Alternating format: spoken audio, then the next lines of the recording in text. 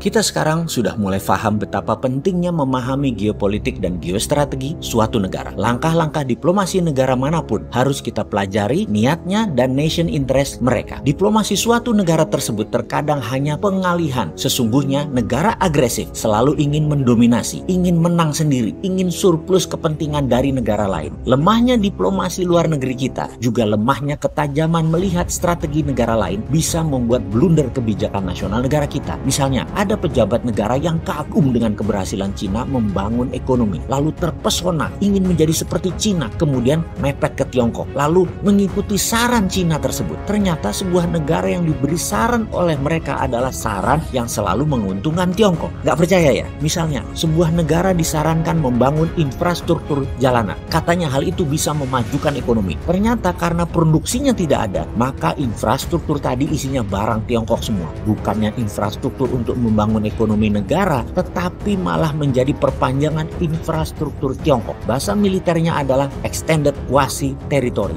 Ini adalah bagian dari kolonialisasi 5.0 yang ada dalam buku terbaru Joseph Nye bernama Shah Power. Ini semua dirincikan. Tapi mungkin pejabat banyak yang nggak baca dan banyak lupa karena siraman cuan yang deras ke kantong mereka melalaikan nasionalisme. Video ini menuduh atau tendensius? Sabar, ikuti sampai tuntas. Setelah ini kita rincikan strategi membangun ekonomi Indonesia ke depan dengan membuka tabir apa rahasia di balik pertumbuhan ekonomi di Tiongkok yang cepat itu. Setelah kita membuka strategi double currency-nya renminbi dan yuan, di mana uang adalah darahnya ekonomi, banking adalah urat nadinya ekonomi, maka rahasia satu lagi ini adalah rahasia membangun Cina hingga Cina memiliki pertumbuhan yang mengerikan seperti saat ini. Apa itu? Sebelum kita menjawab, maka sebaiknya kita pahami dulu tentang global supply chain yang saat ini dilakukan kaum globalis. Negara di bawah hegemoni barat punya kekuatan ekonomi bersama yang namanya global supply chain. Awalnya sederhana, yaitu ingin membuat produk menjadi termurah dan terbaik. Keren ya? Oke, kita lanjut. Setiap negara punya competitive advantage terhadap suatu produk. Jadi global supply chain itu selain pemerataan rezeki sesama negara hegemoni, juga kesannya mencari barang murah dan terbaik. Produk jadi borderless dan menjadi saling ketergantungan, dan dengan kerumitannya perdagangan tadi membuat semua tergantung dengan dolar.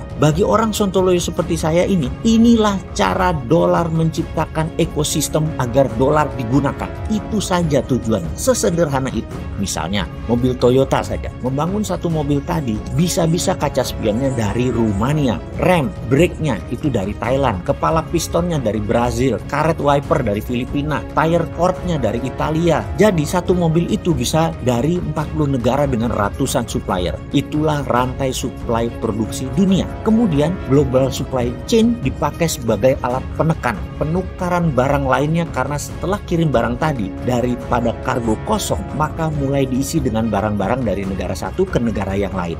Lihat aja alur logistik ini semua, dan sengaja diciptakan agar menjadi ketergantungan dan sulit dirunut urai lagi. Dunia memang sengaja dibuat ribet agar ekosistem tidak bisa dibongkar sehingga dolar terus berkuasa. Kembali ke cerita awal, apa yang membuat ekonomi Cina kuat setelah menggunakan dua mata uang dan banking system, yaitu UKM yang dibuatkan rantai produksinya. Jadi di Cina adalah gabungan perusahaan-perusahaan kecil-kecil terkonsolidasi satu dengan yang lainnya. Setiap produsen UKM hanya memproduksi satu barang sangat spesial, mulai dari perancangan, detail engineering, perakitan, semua disuplai oleh UKM spesialis. Anggap saja satu UKM itu adalah negara bagian dari global supply chain tadi. Semua ini dirakit menjadi rantai produksi baru. Jadi rahasia Tiongkok yang ketiga adalah local supply chain management. Bahkan di beberapa provinsi, di kota-kotanya memiliki industri yang khusus. Misalnya satu kota mungkin biasa kali ya, hanya membuat toilet, hanya membuat WC. Desa sebelahnya hanya membuat alat remnya traktor pertanian. Begitu seterusnya. Cina kuat sekali di database produksi. Bahkan kalau nonton pameran alat-alat industri yang ditawarkan, itu bukan motor tapi mesin untuk motor, knalpot, jok tempat duduk motor. Yang ditawarkan adalah barang-barang spesialis. Sistem UKM spesialis ini, jika Anda ingin mendirikan pabrik, barang investasi yang harus Anda curahkan tidak terlalu besar jadinya. Sederhana berpikir dagangnya kan? Lalu yang keempat, apa yang membuat Cina menjadi negara produsen terbesar di dunia? Cina membangun infrastruktur terutama untuk mendukung distribusi logistik UKM. Infrastruktur di Tiongkok bukan untuk menopang industri manufaktur besar. Infrastruktur untuk menopang menopang aktivitas distribusi UKM industri yang banyak tersebar di berbagai distrik provinsi karena local supply chain tadi mengusung istilah full outsource UKM collaboration atau bahasa sederhananya UKM gotong royong seperti radar tetrahertz, gulungan gold wire bondingnya atau kawat senar emasnya yang ukurannya setipis rambut yang menjadi komponen krusial utama hanya bisa dilakukan handmade dan manual oleh tangan-tangan terampil dan tekun yang menjadi karakter utama karyawan UKM karena salah gulung atau salah solder sedikit aja pasti gagal.